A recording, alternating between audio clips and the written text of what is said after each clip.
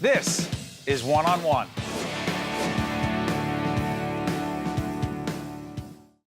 It is our honor and pleasure to introduce the 2016-2017 New Jersey State Teacher of the Year at the NJEA convention here in Atlantic City. She is Argine Safari. First, congratulations. Thank you so much. Thank you. What was it like when you were told that you were, in fact, the Teacher of the Year? Oh, it was all sorts of emotions. I was super excited. I couldn't believe it. I felt truly honored and blessed, and also a little scared of the amount of responsibility that this brings. Argine came to the United States with a husband in 1994, immigrated to the United States from Moscow. Describe coming to this country in 1994.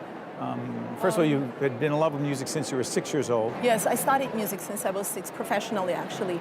And when I came to this country with my husband and my newborn daughter, it was a pretty scary experience because I was a refugee and I was really hoping to find freedom and, you know, all the dreams of becoming an American and taking advantage of all the opportunities that are here. And we really didn't have anything. There was really no money, no connections. So it was a challenge. It was a big challenge. But I think it's all those hard times that I had to go through that make this journey even more appealing and special to me. You told me before we got on the air that you love music as far back as you can remember, but your love of teaching. My love of teaching came later. I always thought I was going to be a performer. I didn't think I would be a teacher. So when I came to this country, I was trying to find myself, looking to do different things. I went to school to study language, ended up getting another degree in finance and business. And while I was at school, I had different gigs and jobs as a musician, and I realized how much I loved doing it. And after graduating from college, I actually started to work in business. Actually was on Wall Street for a little bit, and meanwhile I was doing these different things and directing musicals. And when I finally did a direct musical with a high school level, I fell in love with the experience of just working with these kids and making them feel special about themselves. And that gradually transformed me into wanting to do music, teaching. But I think the final moment was when I met this young girl in 8th grade, and she lost her father to 9/11, but she wanted to be a professional musician. And I decided to help her to get into this top performing school in New York City. And I was working with her to prepare her for this experience. It's a non-tuition-free school if you get in. And she got into the school, and I can't tell you how I felt when she got into the school. It was nothing compared to any of the performing experiences I had. So I think that's when I knew. And I decided to just become a teacher after that, and I never looked back. It's got to be very rewarding for you. Absolutely. There is no way I can describe the feeling when you get those kids to... Well, when they come to you and they say that, you know, you changed my life, you transformed me, I want to do what you do. I never thought I would be looking at the music or listening to the music the same way. That's it. That's why we are in this profession. That's why we do what we do. And the passion that I transform to my students, I transfer my love for music. I cannot imagine doing anything more rewarding. You can. So you could perform at Carnegie Hall. You could perform at the most extraordinary venue with your beautiful music because you are so talented, or you could transform the life of a young person and have them say, I've been turned on to music in a way I never could have imagined. I want to pursue a career in music. And you would choose the latter? Absolutely, because you are changing someone else's life, because you are leaving a legacy, because these are the people who will come and tell you that you had an influence in their lives. Yeah.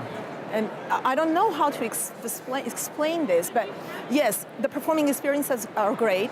You reach out to the audiences. You make them feel different. You make them think about something differently. But when you actually reach to the soul and heart of the student and you make them feel better about themselves. You make them realize their passions, their talents that they never even knew they had. Don't you think that's the best transformative experience one can have? Nothing better. So let me ask you, you came to this country 22, 23 years ago, right? Did you envision, or was it on your list of accomplishments, I want to become the New Jersey State Teacher? You're laughing already. Teacher of the Year. Did you say that's what I want to be? No, absolutely not. What I knew that I wanted to be is someone who will make a difference.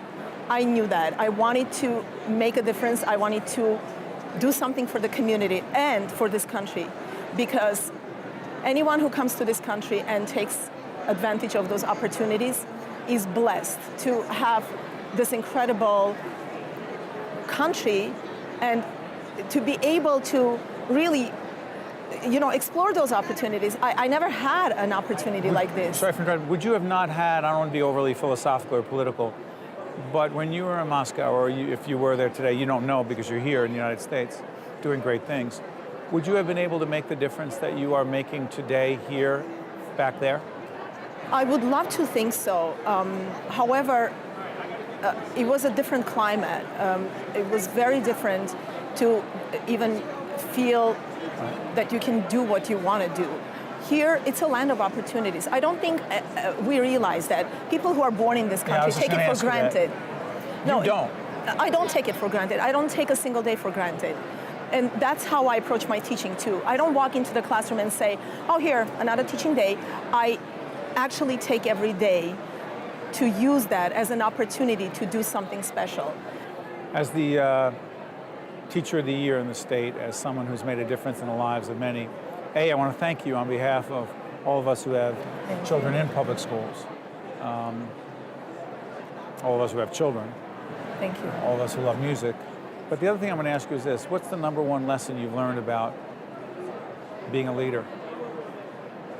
The best thing about being a leader is being able to inspire people.